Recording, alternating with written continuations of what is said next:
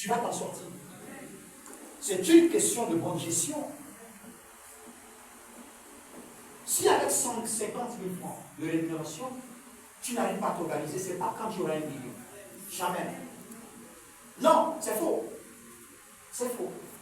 Ce n'est pas quand tu auras 1 million. La gestion, l'organisation commence par des choses petites. Mais c'est comme dans le monde d'entreprise. Si tu ne peux pas manager 10 personnes, on met à ta disposition 10 personnes. Tu n'arrives pas à les manager, mais ce n'est pas 50 personnes que tu pourras manager. Non. Quand le directeur va se réunir avec 10 personnes, il n'a pas pu, bon, je ne suis pas levé au-delà, parce que si 10 personnes, il n'a pas pu les manager, ce n'est pas 50 personnes qui pourront. Donc, tu vas rester avec la petite quantité pour les manager. Tu vas rester là. Donc, tu ne peux pas évoluer. Donc, nous avons besoin de la sagesse. Ce n'est pas une question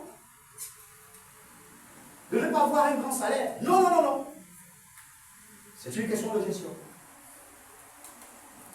Tu ne peux pas concevoir, je ne peux pas concevoir que tu es payé à 200 000, mais comme tu dis, je veux me faire plaisir, on ne veut qu'une fois, tu vas prendre un loyer de 150 000 francs, mais ça ne marche pas. Ça va dans la tête. Non. Tu te tues. Non, tu te tues. Tu ne pourras pas épargner. Même si tu es célibataire, tu ne pourras pas épargner. Ce n'est pas possible. Donc tu vas prendre un logement adapté à ton revenu mensuel. Et à partir de là, tu peux commencer à épargner. Quelque chose pour ta petite pote, tu mets déjà quelque chose là-bas, de côté, comme projet et tout. Mais c'est ça la sagesse. Donc, lorsqu'on voit dans le surnaturel, on peut accomplir des choses terribles. Troisièmement, nous devons développer l'imagination sanctifiée. Dieu t'a donné une imagination pour voir ce que tes yeux ne voient pas. Lorsque les frères Wright imaginaient un avion, ils n'avaient aucune preuve scientifique. Quand Mandela imaginait une Afrique du Sud unie, il n'avait aucune garantie politique. L'imagination sanctifiée est un organe de la foi. La foi ne fonctionne pas comme ça, comme on le pense, comme on nous a appris. Quatrièmement, il faut développer ta capacité d'entendre Dieu. Oui, il faut développer la capacité d'entendre Dieu. La vision spirituelle est souvent liée à l'écoute. Apocalypse 4, premier. L'ange dit à l'ange, allons à Jean, monte ici. Je te montrerai.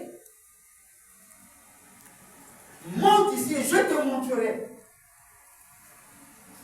Plus tu entends, mieux tu vois. Plus tu entends, mieux tu vois. Donc, développons notre capacité d'entendre Dieu. C'est ça le surnaturel. Et ensuite, devenir un architecte spirituel. Devenir un architecte spirituel. Dieu dit à Moïse, vois et fais selon le modèle montré sur la montagne. Donc, Exode, au chapitre 25, le verset 40. Exode 25, 40.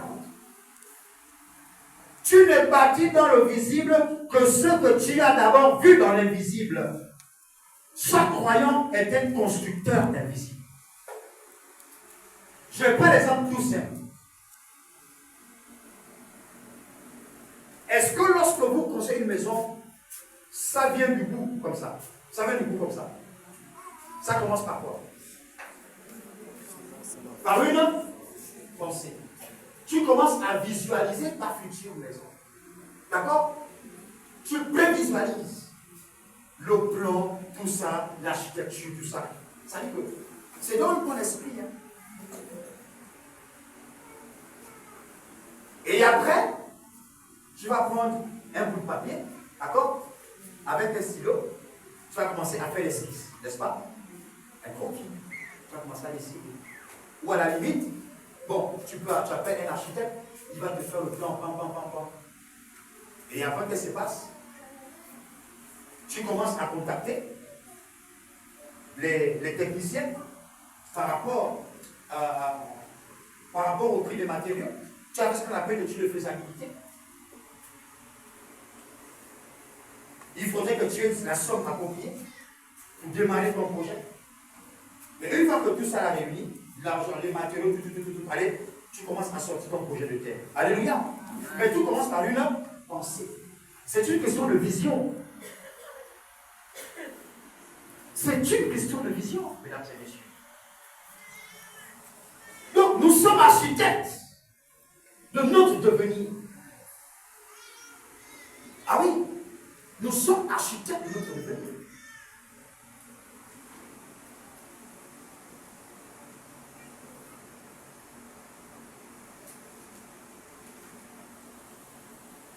Le 4.